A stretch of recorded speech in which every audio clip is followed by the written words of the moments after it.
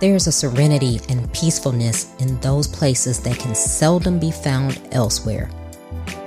That is a quote by this week's guest, Stephen Murray.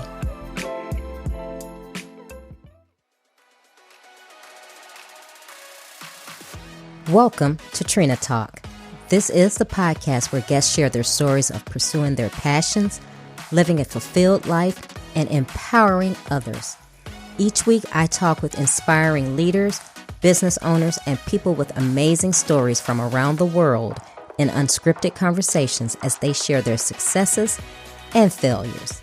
This podcast is all about empowering you to keep striving in your personal and professional life. I am your host, Trina L. Martin.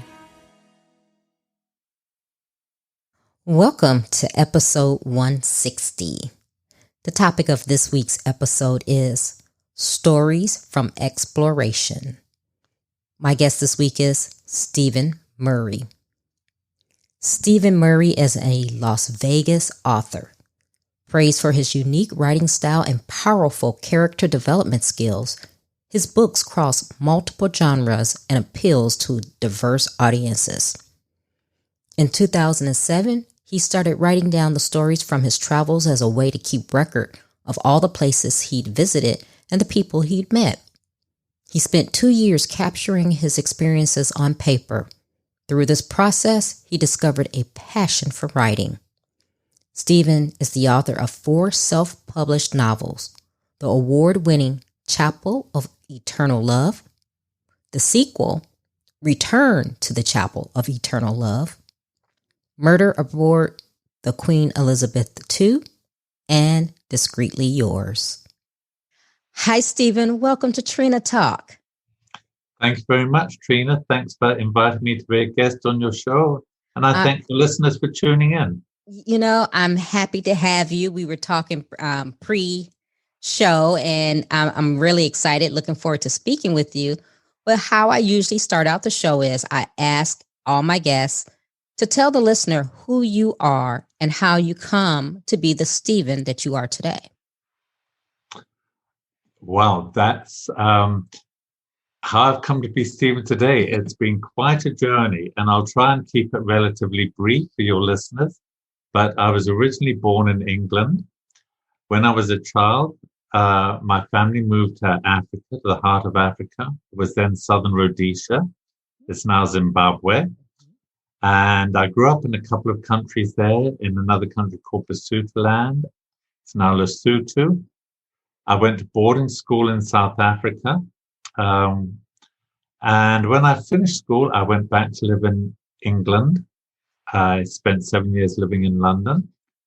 And then I got the chance offer of a job in Los Angeles, California. And I cast caution to the wind, packed my bags, and moved to the lovely city of Los Angeles in the Golden State of California. And then after 27 years, I got the chance to move the business to Las Vegas. And so I'm now living in the world's exciting city. And there's been so many experiences and so many people that have made me who I am or made me Stephen. It's been a fabulous journey. I wouldn't trade it for anything. And in the course of living in Los Angeles and in Las Vegas and certainly in England, I've been able to travel the world and been to 40 different countries and met people of all different cultures. It's been fabulous. So they've made me who I am. Wow, that's an interesting story. I love it because, one, I love to travel. I've been to Zimbabwe probably about 17 years ago. It's been a while. Wow. Yeah. So I went to Zimbabwe, and what stood out to me about you is you have a computer software company. Do you still have that company? That's correct. I'm winding it down now, Trina. It's just the two of us in the partnership. We've had it now since 1982, which is quite a while. It's been very successful. And now I want to stop and do some of the things that I enjoy, more like writing. It's been a fun ride. It's been a wonderful business. And again, with there just being the two of us, it's all been conducted on a gentleman's handshake. We've never had a legal bill whatsoever in 39 years of doing business. It's all a gentleman's handshake, and it's been amazing, so Wow. can't complain at all about the clients we've had. They've all been wonderful. Wow, I need to take some tips from you because that's my background. I'm a computer programmer by trade, and I've started my computer tech consulting business. So we'll talk about that offline. Good for you. Yes, absolutely. Be happy to. We'll talk about that. Maybe you can give me some pointers and maybe mentor me or something. Be happy to give you the benefit of our experience. That hopefully it would work for everybody, but we don't know. We all meet different clients too. Yeah, and that's fortunate. And that's interesting that you say you've conducted your business on a gentleman's handshake. What made you do that, and how has that worked? Well, it's serendipity in a way. It wasn't planned that way. It just happened. I started getting clients, and I would just send them a bill, and they'd send me a check, and sometimes it just started out as a one-off thing. They'd want me to go in and fix, and then it just became an ongoing relationship. And I was always honest with them. They never questioned my bills, and I'd be honest and say, if you want me to do this, it's going to take approximately so many hours or so many days or so many weeks, whatever. And they just trusted me to do it. And occasionally if I messed up, I was always candid. I never blamed anybody else. I'd say, you know what, I messed up here. I forgot to copy a file or something like that. And, but I'll fix it. And the fix will be at no charge. And wow.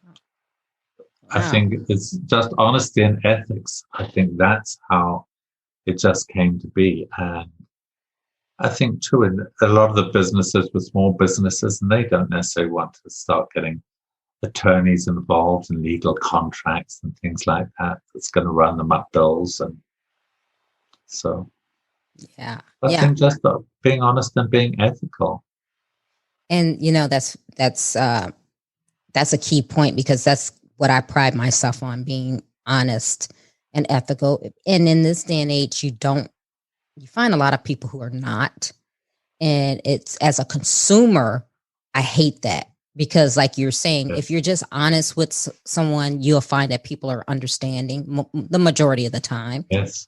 But when you're not, that's when your credibility goes and no one wants to do business with you. So I think that's very important, especially for not only entrepreneurs, but just businesses in general, just to be honest and ethical.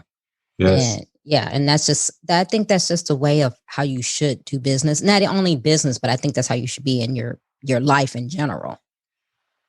I couldn't agree with you more. And personally, Trina, I don't know how to work any other way. I learned from my dad and mom. My dad had his own business. He was very ethical. He always paid his bills on time whenever they came in, paid them. And he was just very honest and ethical. And I wouldn't know how to work any other way. And frankly, I wouldn't want to work any other way either. Probably like yourself, you're comfortable with that honest policy. Yeah. We've all got to live with ourselves at night and sleep with ourselves, and we're all answerable to our own conscience. And yeah, absolutely. Now, I always like to ask my guests, because you've had a successful business since 1982. First, I would like to ask, what made you decide to start a computer software company? What was the impetus? If that was your background? And then also share with us some of your failures in which you've learned throughout that to get you to where you are today. I think how it started, I had always been in the computer business since I left school. I never went to college or university.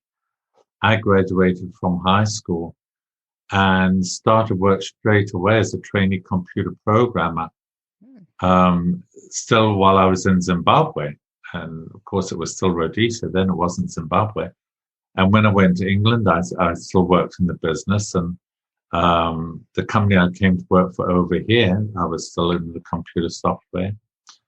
And I left and went to work for one of my clients. And then their business shut down due to the health of the owners. And I really didn't know what to do. And some of my old clients reached out to me and said, "Oh, would you come and do some moonlighting for us? And we need some help with our program." So I started doing some stuff there, and it just morphed into a full-time job. It wasn't really planned to open up a computer software company. It just happened, and then it got so busy that I got a business partner, and he had the same values and ethics that I did. Some of the failures, I don't know. I probably could have built the business much larger and hired some people. I was very unsure about doing that because programmers don't have a track record of staying anywhere for long. They'll stay and they learn what they can, then they want to move on to something else. And I'd witnessed too much in the past with programmers at companies walking out and leaving things in a mess. And I was having to go in and sort a lot of it out. And I didn't want to be in that position. So probably I could have built the business much bigger, but I was a little bit timid and I thought, stick with what you know. And when my business partner came along, it was a good fit, but we didn't expand it beyond that. And maybe we could have done and earned a lot more money, but money's not always everything either. You know, it's whether you're happy with what you're doing. Right. So it's given us a nice, comfortable life. Yeah. So let's move on to, you're an author. You have 4 books. How did you go from being a computer software business owner to being this author, and what made you do it? And tell us about your books. Well, I suppose in a way I've been writing all my life because I've been writing computer programs, but writing books is a whole different ball game. Mm-hmm. I started to write, again, it was just by accident. I just thought one day, having traveled to all these different countries throughout the world, Trina, I thought it'd be kind of nice to write about my experiences and what I learned and what I discovered and all these different cultures throughout the world and how people are living their lives. And been to a lot of fascinating places like Bhutan up in the Himalayas. Very, very, very, very different way of life that people live there.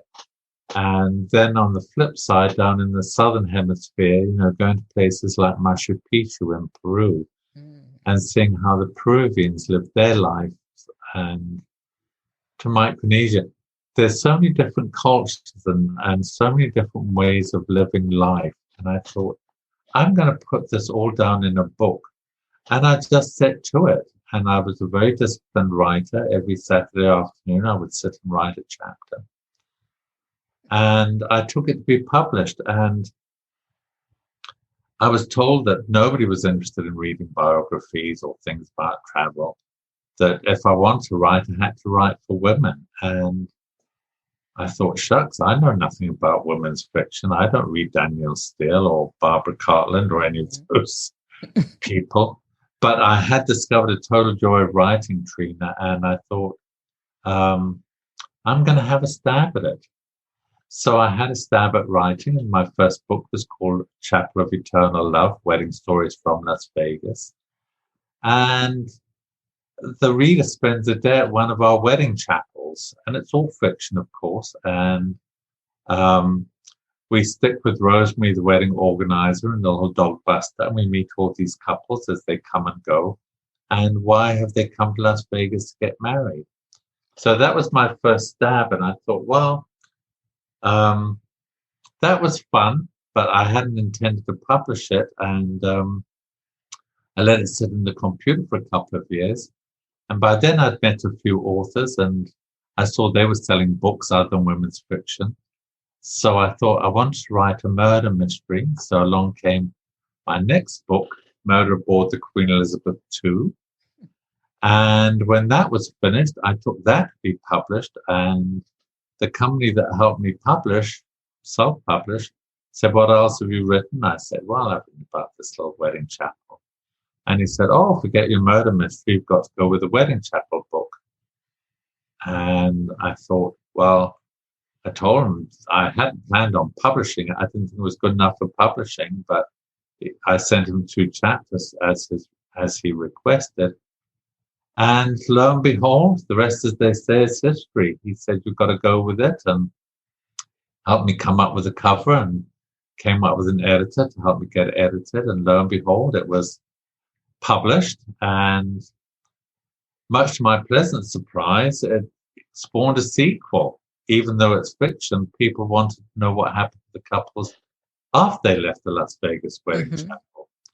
So I then wrote a book called Return to the Chapel of Eternal Love that takes place 5 years down the road, and it revisits all the companies, all the couples in their first book, and where their lives' journeys have taken them. And that was fun because I had never planned follow-up stories for any of these couples. I didn't think people would care after they left the chapel what happened to them. So it was very humbling and very rewarding that there was such positive feedback. So that was the second book to get published. And once I'd settled in on the marketing of those, I then went and published my Murder Aboard the Queen Elizabeth II, which was something different, something else to shop around. And then the fourth book that came out 2 years ago is called Discreetly Yours. And that's a crime fiction book. So it's a totally different genre. And this was tough too, because it was a book for women. And it's about 3 very sophisticated, elegant, and classy ladies who work for an exclusive escort agency in Las Vegas. And the guy that runs it treats them like dirt. And the 3 of them, they're the best of friends, and they come up with the perfect crime to get rid of him. But is it the perfect crime? Do they actually get away with it, or do they trip and stumble along the way somewhere, and does the whole lot come crashing down? So the reader gets to meet these 3 ladies and learn the reasons why they want to get rid of this terrible creep. And you're with them as they plot and plan the murder, and you're with them as they go through it. So there's no mystery as to who's going to get murdered. The mystery is, are they going to get away with it? And that's not revealed until the last chapter. And there's lots of twists and turns. And in one chapter you're going to read and you think, darn it, they've slipped up, or they're going to get away with it after all, darn it. And then the next chapter, it's a swing back, and there's all these backs and forths, and you're just kept hopefully on the edge of the chair until the last chapter. And the interesting thing is, even though they committed murder, are you rooting for them to get away with this murder? Or do you say, under no circumstances is murder ever justified? So a lot depends on where you sit. I don't make those judgments. It's just something to give the reader thought. So that's the summary of the 4 books and how they came about. Wow, now that last one sounds intriguing right there. I'm like, ooh. So how did you come up with these stories? I mean, I would imagine, yes, Vegas has a lot of characters, but how did you come up with it? Because they're all fiction. How did you come up with these?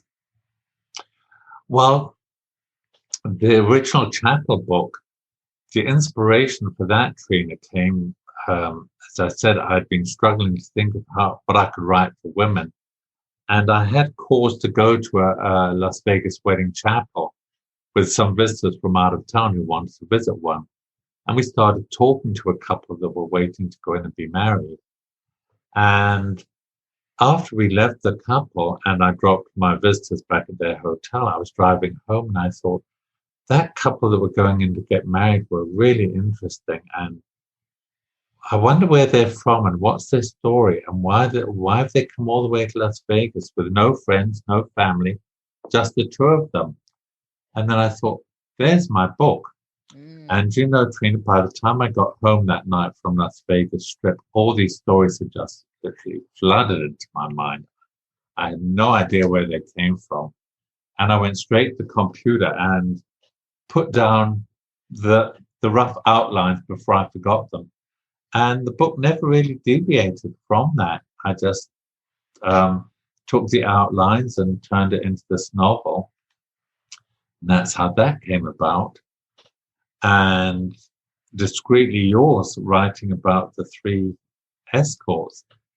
One of the chapters in the chapter of Eternal Love inspired that. One of the stories in the chapter of Eternal Love was about a lady by the name of Emmy, and she ran an escort agency in Las Vegas. She made the mistake of falling in love with one of her clients, and he wouldn't get married because he had a wife and he had kids. He wanted to see them grow up and put them through college. And then he promised her that they'd get married after his children were raised. And she put her whole life on hold. Oh. And then, of course, he stood her up. And I did it because I wanted to put Emmy in a slightly sympathetic light. I knew she would not be popular with the female reader. And I thought, maybe if I had her standing at the altar by herself with a little bouquet of flowers and him being a no-show would evoke some sympathy for her. And the effect it had, I suddenly started getting all these letters from, or emails, I should say, from women saying, what happened to Emmy? What happened to Emmy? You left us stranded with Emmy. And we felt so sorry for her. We wanted to know what happened to her. And so, of course, she was dealt with in the sequel as well. But I was so surprised at the amount of sympathy she got, and people wanted to know what happened to her. I thought, well, I wonder if I take this one step further and actually have three escorts kill somebody off, will they still evoke the same amount of sympathy? So Emmy was the inspiration for Discreetly Yours, and the rest of it was really a challenge. Again, I think for writing to be interesting, it has to be a challenge to the author, for me anyway. There's got to be something challenging in it. And I thought getting in the minds of three female escorts, sophisticated, elegant, classy ladies, is certainly going to be a challenge. There's no question about that. And it was. From the reviews, it appears that I succeeded. I hope I did. Oh my goodness. They all sound very, very interesting. I'm like, yeah, that sounds good. That sounds good. Oh my goodness. And and had you always wanted to be a writer? I mean, was this something that you wanted to do? And did you have the aspirations to just tell these kind of fictional stories? How did you come about this? I mean, I know you said your first book, they said, oh, you have to look at the women genre, but it sounds like you've got some pretty good stuff going on for this to just had happened, you being an author. Trina, I had never dreamed about writing. It certainly never sort of pitched up on my radar screen to write books. So I said I came to it pretty late in life. It was after I'd had the business for several years. And even when I got to Las Vegas, that's when I started to write the book on my travels. And that's when I discovered the joy of writing. But other than that, I'd never really thought about writing fiction. Writing had not been something I planned on doing, but I did discover a real joy and real fun. And ever since I joined a critique group where we each take what we're writing and everybody critiques everybody's work, and that kind of keeps me going on it. But I have found it a fun hobby, and it's very absorbing. It really is very absorbing, and my next book is now being edited, and it's something totally different. It's going to be a Christmas novel, and it's just going to be one of these real warm and fuzzy, mushy books. And it's about 5 people who are leaving Jackson Hole, Wyoming, and they're traveling to Cody for Christmas in a helicopter. And the helicopter crashes in this little village. And it's a Christmas village where Christmas is in their DNA. They live it all year round. They're just giving and loving and warm and friendly. And the town park has a Christmas tree in the center of it 365 days a year. And these 5 individuals all have their issues to deal with, and how spending the 3 or 4 days that they're trapped in this village literally transforms their lives. So that was a fun challenge, but something totally different. And I'm looking forward to hearing back from the editor at the end of this week to see how much rewriting and chopping and changing there's got to be done. But I think it's going to be a nice, fun, easy read. They're all easy reads. There's no graphic sex or violence or expletives. They're just pure. Your grandmother could read any of them, even the Discreetly Yours. Your grandmother could read it, won't be offended. Wow. And you're touching on different genres and aspects, because usually, like, if you find an author, they usually stick with the same kind of genre. Yes, they become known for it. Yeah. You're absolutely right. You look at well-known people like Stephen King and John Grisham and Danielle Steele, who we talked about earlier, and Barbara Cartland. Yes, and most authors I know stick within the same genre. I kind of like the challenge again of writing in multiple genres. There comes that word again, challenge. Mm-hmm. And when Discreetly Yours came out, I'd been sort of wrapped up in murder and mayhem and what have you for 2 years writing it. And it was released in July of 2019. And I just happened to be home one night watching Hallmark, and they had Christmas in July. And I thought, you know what? That's what I'm going to do. I'm going to do something that is just going to be light and warm and fuzzy and totally away from the murder, get my body and brain away from that set for a while. And now I'll probably go somewhere in a totally different direction after this one's come out. So I'll see.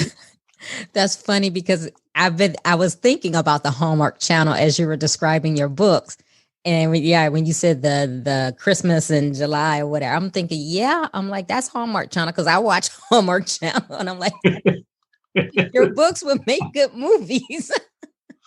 Well, to be quite honest, it's funny you should mention that, Trina, because that has been my dream since day one.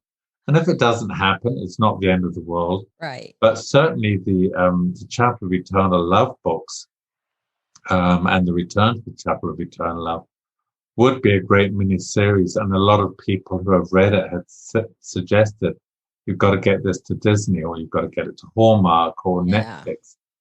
But, you've got to find the right people and know the right people. It's not easy. And then, of course, writing the screenplay, that's another story in and of itself. But one of these days, I'm hoping that I do book signings, believe it or not, at Hallmark bookstores, the local ones here in Las Vegas. I don't promote my Discreetly Yours there because it doesn't fit the Hallmark image. But the Chapel of Eternal Love, Return to the Chapel of Eternal Love, and Murder Aboard the QE2. Hallmark's now going into murder mysteries. Mm-hmm. So I go there and have book signings and sell, and not since COVID, of course, but before then I was doing book signings there. And I will do again once COVID's all past us and behind us. Oh, man, that sounds fun. I wrote one book. It was more my memoir, and then I was a co-author on an anthology. And I was like, I just think writing nonfiction is so cool. It's creative. It's a creative outlet.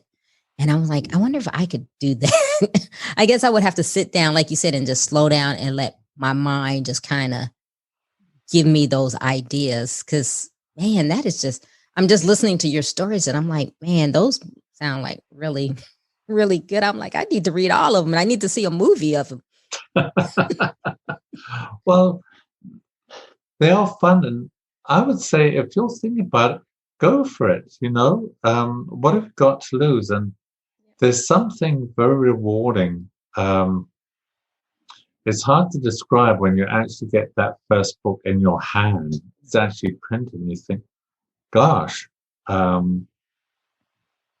did this." Mm-hmm. True, there was help, of course, but ultimately, you're the catalyst for making it happen. And my only suggestion, Trina, would be be sure and try and get in a writer's critique group like I am, because I found them invaluable. And they're encouraging, they're supportive. And we meet every 2 weeks, our group, and you have to bring something that you've written. It doesn't always have to be a full chapter of your book, but you have to bring something. So that's motivational. We can't go unless we got something. So that also keeps you going and makes you progress, with what you're writing. And they're helpful and supportive, and they'll help steer you. So you're not just out there bumbling by yourself, because it's tough. Yeah. It really is tough. So explain to the listeners, especially those out there who want to write a book, what is the critique group and how do you find them? Because when I was writing my book, I didn't know about that, and I wouldn't even know where to go and how to look for one. Well, to answer the first question about what a critique group is, I'll answer that first and then how to find one. What a critique group is, and don't feel bad if you're not familiar with them, because when I was approached about joining one, I had to say, what's a critique group? I'd never heard of them. I hadn't a clue what it was. Mm-hmm. But what it is, it's a group of people who enjoy writing. They're not always necessarily out to publish things. They just enjoy writing. Ours meets every 2 weeks. There's 4 or 5 of us. We each print out a copy of what we've written for everybody in the critique group. And let's say there was just you and myself, and let's say somebody else called Joe. Mm-hmm. And if it was just the 3 of us in the group, you will print out 3 copies, one for yourself, one for Joe, and one for myself. When we get there, then we just rotate. You would give the copies of what you've written to Joe and myself. You would read aloud what you've written, and Joe and I would follow with what you're saying. If we saw any spelling errors, typos, grammar errors, we'd correct it. If we see things that we like, we'll put a little happy face by it, or like this. This is great. Good analogy, good comparison. Put little notes in the comments as you go. Then afterwards, Joe and I would say to you, Trina, we love this. This is great. We really like this piece. I really like that. So we try to be encouraging and supportive, but then we'll also say, but this little bit doesn't make sense. It doesn't fit the character, or I can't see the dialogue coming out of this person's mouth as you've described them. Maybe you want to consider this, or we might say, you've given a little bit of background here, but we need to know a little bit more about this character. Do you want to fluff it up? So we're like supportive. And then after we've finished with your book, then we'll come to mine. Then I give you the piece and Joe, and then we repeat the process.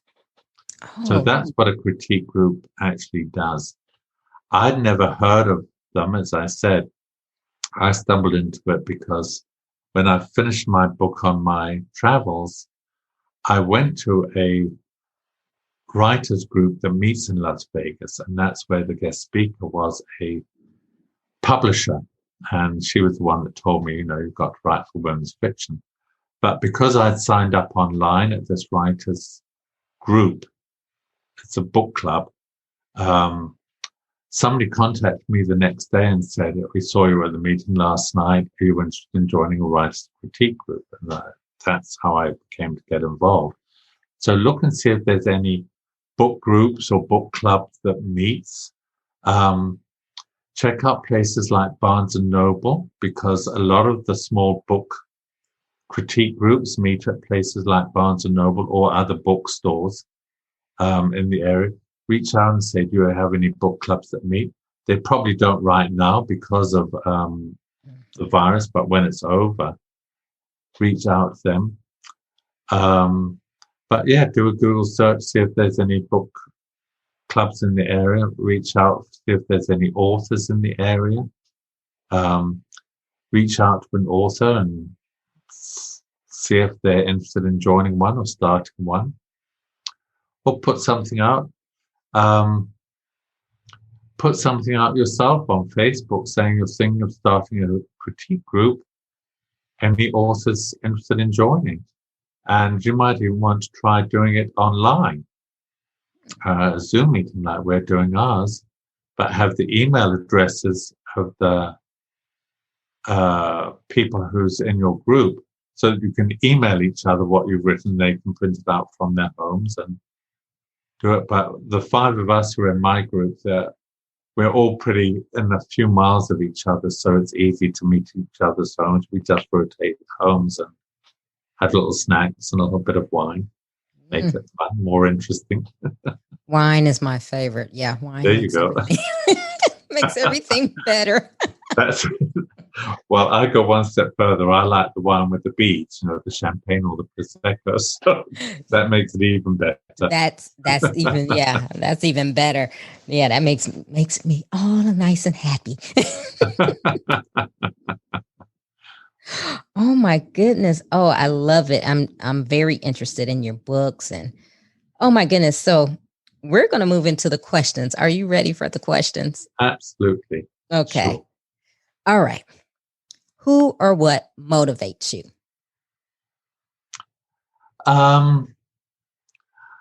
I think I'm not necessarily a self-starter. I think it's once I come up with an idea for a book, I think I'm motivated by the fact that I'm in this critique group and I have to produce something every 2 weeks, and I try and be a man of my word, and that's what kind of motivates me. And there's something too. Not everybody's going to like what you've written. That's just something we have to accept. Not everybody's going to like us anyway. Mm-hmm. So it's a given that not everybody's going to like your work, and you can take some notes. But there's something very rewarding when somebody does email you and says, I've read your book for the 5th time or 6th time. It gives me comfort, it gives me hope, or whatever it is that they're getting from the book. That kind of motivates me. I tend to be more motivated by other people than a self-motivator, I have to confess. What demotivates you? I think if I'm with people who are negative, I find negative very counterproductive. Mm-hmm. And if I'm with somebody who I care about, friends I care about, and they go and they tend to go into a negative mode, I can find that can pull me down if I'm not careful in that book. If somebody says they're having trouble getting people to buy their books or something like that, or getting their book finished, I can find that a little bit. Maybe I should just give up on this book kind of thing. That can pull me back a little bit. Yeah. I think it's like an empathy, if you will. Yeah. When was a time that something was said or done to hurt you, but it worked for your good? Oh gosh, there could be a string of those, but I think probably one of the youngest and earliest impressions that hurt me at the time, because I didn't have the maturity that I hope I have now. It was when I was living in Zimbabwe, and the first job I had was with NCR, National Cash Register. I don't know if you remember them or have heard of them. They were very big then in the computer industries and in cash registers and department stores and things like that. Mm-hmm. They took me on as a trainee program when I was 16 and a half. And I worked with them for a year and a half. And I worked so hard. I wanted to, do so well. and I was called in and laid off. It was at the time the political situation in Rhodesia. They applied sanctions, which meant that no computers could come into the country. So NCR laid a lot of us programmers off. And I took it very, very personally. I took it very, very badly. And I thought, I'm useless. I'm worthless. I wasn't doing a good job. That's why I was picked out. But as it transpired, a couple of days later, we were given 2 months to work there and 2 months notice. And I went in a couple of days later, and 3 of the other people, they were planning on going to London. And they said, why don't you come with us? And I said, I didn't think I could afford it. But we sat and worked out, and they said the 4 of us could share a flat. And of course, I never looked back. But at the time, it was very hurtful, and it certainly crushed my self-esteem, no question about it, because I was only 18, didn't know any better. No. These things happen as part of life, but certainly put me in good stead, and it embarked me on a life that I never have imagined. Wow. What is your fear?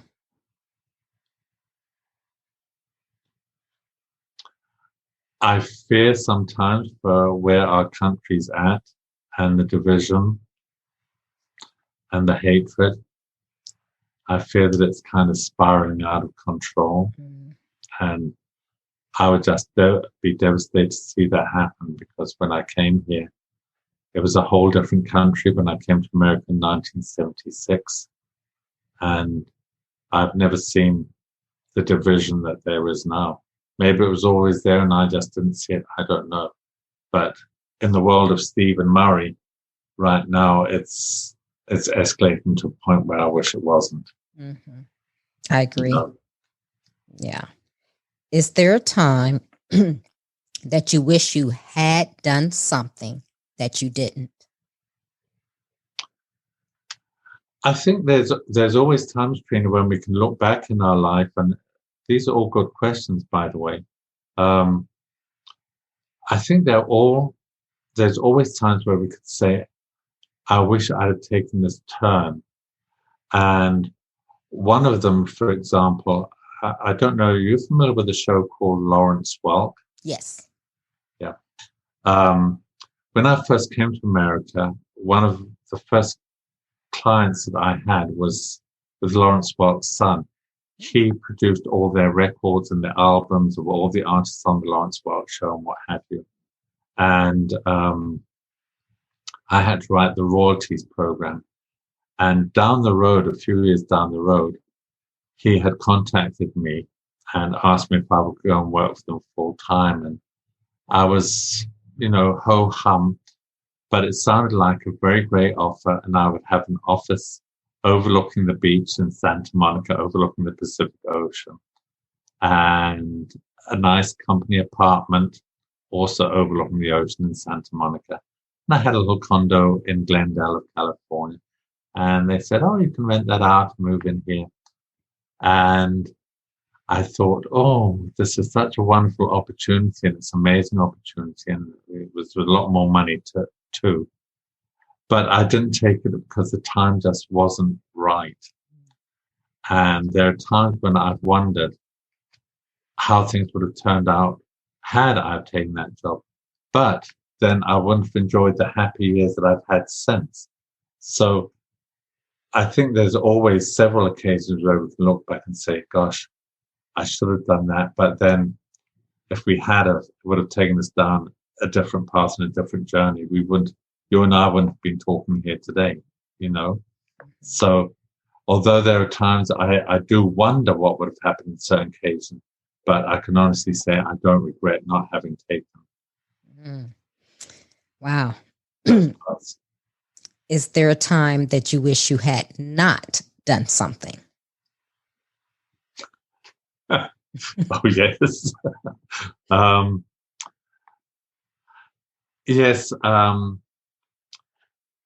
There was a time in England when I left my job with NCR in England. And I was just getting so very frustrated and fed up. And I went back to Africa for my brother's wedding. And I could see the situation in a totally different light. And I actually telegrammed this of course was long before emails and what have you. Mm-hmm. I telegrammed in my notice, and I got back to England and they said, call us as soon as you get back. But I wouldn't go back. And when I got back to England, unemployment was sky high. And I'd given my notice and I didn't have a job to go back to. And that wasn't the smartest thing to do because I wasn't that old to begin with. And I didn't have too much experience under my belt. And I certainly didn't have the self-confidence, so that was certainly not one of the smartest things to do. And incidentally, neither was going to England. When I was talking earlier about people at NCR in Africa and 4 of us decided to go, the other 3 ultimately backed out for various reasons, and I landed up going by myself. Again, moving to England in November in the bitterly cold, and I was only 18 and by myself. And I'm glad I made the move, but it certainly wasn't the smartest thing to do. Logically, Right. It wasn't the smartest thing to do, but I did it. Wow. What is your definition of success? I think finding peace within yourself. I think not everybody can find an inner peace, and I don't think it's that easy to find. Yeah. I think I've been very blessed because I do have that inner peace. I think I try to give back and give out because I've been given so much. I feel very blessed that I have been given so much. I've been given a brain. I've been given a wonderful home. I've worked for it. I've had marvelous friends, fabulous health since I've been in America, a wonderful life. I came here with 2 suitcases and $500. Wow. And I knew 3 people, and I've had a glorious life. So I have a lot to be grateful and thankful for. And I have found that inner peace. So I try and give back, and I think through giving back and giving out and doing it, that's success too. Giving back, making our little corner of the world a little bit better than when we found it, Yeah. It probably sounds very idealistic, but I think it's No. achievable. It is. No, I love it. How do you recharge? How do I recharge? Get involved in something new. Try and start something new. Try and reach out and do something different. Whether it's just getting involved in an organization, doing some research on places to go and visit, to travel, something different, something out of the norm. Being a little bit adventurous, that recharges me. That gets me going. What are you awesome at? Oh, what am I personally awesome at? I don't know that I'm awesome at anything per se, but I think I'd like to put together dinner parties with groups of people. I haven't had much gain in the way of COVID. I don't know as I'm awesome, but people seem to be coming back. I've had Christmas Day at home for the last, I don't know how many years, and we always have a group of friends that come over. Everything's always decorated to the max. It's traditional Christmas. We have all the decorations, the trees, everything, the games and stockings and everything. It's like the old traditional Christmas we all had way back when. And everyone always seems to come back and they always say it's awesome. So maybe that's it. I'd like to think that I'm an awesome writer, but I don't know as I'm not quite at John Grisham or Stephen King level. I think I've got a ways to go for that. But you're Stephen, so that's all that matters. There you go. Yes. Yes, be true to yourself. Yeah, that's all that matters. What Mm. legacy do you want to leave? Oh, I hope that I will be remembered as, if I'm remembered at all, as someone who was kind and caring and a good and a true friend, that I was there and could be depended upon. Um, I think that's the truest gift that one can give back to your friends and family, that you were there for them. Yeah. Give the listeners one motivational takeaway. Oh, I think one motivational takeaway, if you're thinking of doing something, take that risk, take that plunge. You won't look back. And don't always listen to the naysayers. Listen, heed their advice. There's nothing wrong with heeding their advice. But pursue your dreams and make your dreams become a reality. That's we're all trying to live the American dream, and there's nothing wrong with the American dream. Go out and live it and make it happen. I love that.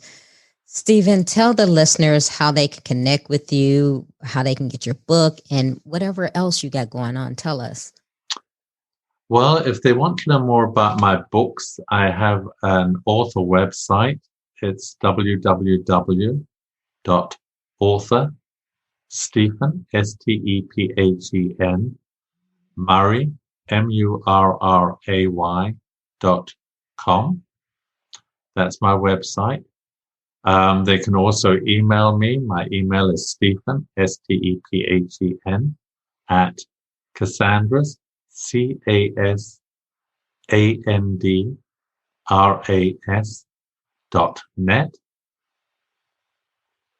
They can contact me, and even at the authorstephenmurray.com, it has my email address on there, so they can reach out and contact me. It has a mailing address if people want to send a letter. I do respond to all the emails when they come in within 24 hours, so I'll be happy to hear from many of your listeners. And I just hope they've enjoyed listening as much as I've enjoyed being a guest. Yeah, I'm sure they will. I've enjoyed it because I enjoyed listening to your what your books are about and just how you just love it, and you're not stuck in one genre. You're just going with whatever you're inspired to write. So I really like that. I think that's more appealing than just saying, okay, he does this one type of book. So I like that. Yeah. Thank you. It's fun. It's challenging, but it's rewarding. Maybe not financially, but it's rewarding. Yeah. It's cool. Well, thank you for being on the show. Oh, thank you so much, Trina, for having me. I've thoroughly enjoyed being a guest, and I wish you continued success with your podcast and with your computer consulting and with your writing and any other ventures that you have up your sleeve that you haven't shared. Thank you. If you like Trina Talk Podcast, please don't forget to go out to iTunes and rate it 5 stars and leave a review.